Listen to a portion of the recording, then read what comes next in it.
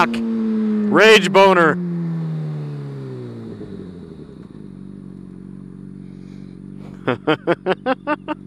This was the wrong way to go. Obviously. While I'm stuck, I need to get some shit off my chest, because there have been way too many motorcycle involved deaths in Salt Lake. On average, you know, once a week. I think even for the month of July, we're almost averaging like 2 a week. And not all of those accidents are riders' fault. Some of them are things that just could not, unfortunately, be avoided. Cars pulling out in front of a motorcycle, there's not much you can do. But we all need to realize that all this shit about cars seeing motorcycles, it's still not going to change anything. Cars are never going to see us, and they're always going to fucking hit us. And the one thing we can do to mitigate this is stop riding like assholes. Now, I'm not saying that every motorcycle death this year is related to driving like an asshole, but there's always deaths in cars too, where it's related to acting like an asshole. And the general consensus in Utah, especially for sport bike riders, I hate the term bullet bikes, but that's the term we get labeled with, is that we're all assholes with a death wish. And I think that's missing the point. I mean, the biggest thing is, I think we're adrenaline junkies. We want to have a good time. And what happens, and what I'm talking about right now, is there was a death yesterday. So today's Monday. I don't even know what the date is. It's like, what is it, July 18th or something like that? Well, whatever it is. Anyway, yesterday, Sunday, there was an accident up a really popular canyon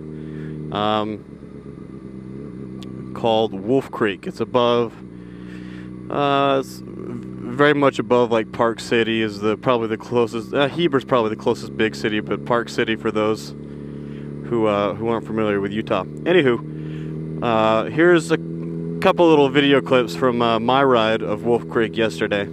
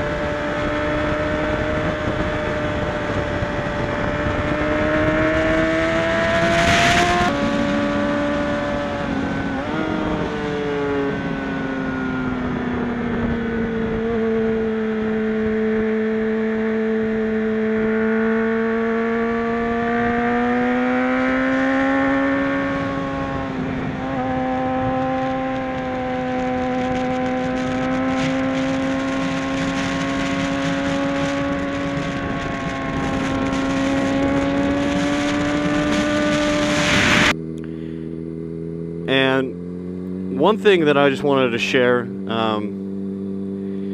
is that, in my personal opinion, when we ride, you have a certain number of points you can spend. Fuck, this traffic is fucking ridiculous.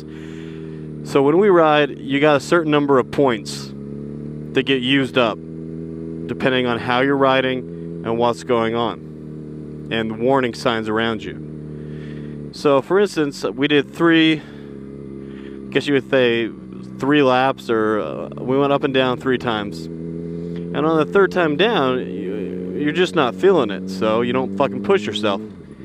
And these points are anything from mental fatigue, from just having to be constantly aware of what's going on the road, to physical fatigue from moving your body back and forth. And there's also the fatigue on the bike, traction from the tires, heat on the road. All those things factor in, and your points add up. And once you surpass the given amount of points is when you crash. I had something really profound said to me the other day.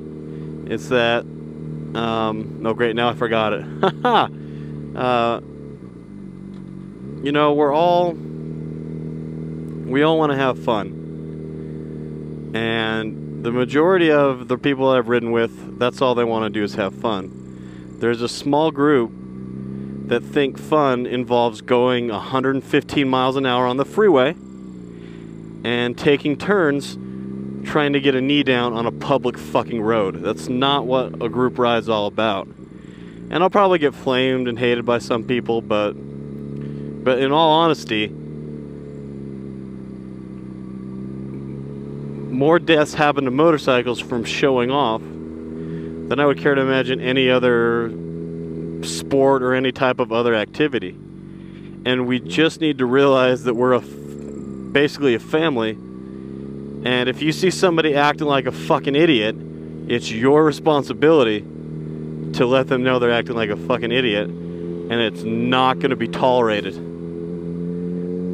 That's the biggest thing. We need fellow motorcycles with more experience, motorcyclists, fellow riders with more experience to step up and call people out when they're acting like idiots. And you don't have to be rude about it, but there's things you can do to mitigate people riding like assholes.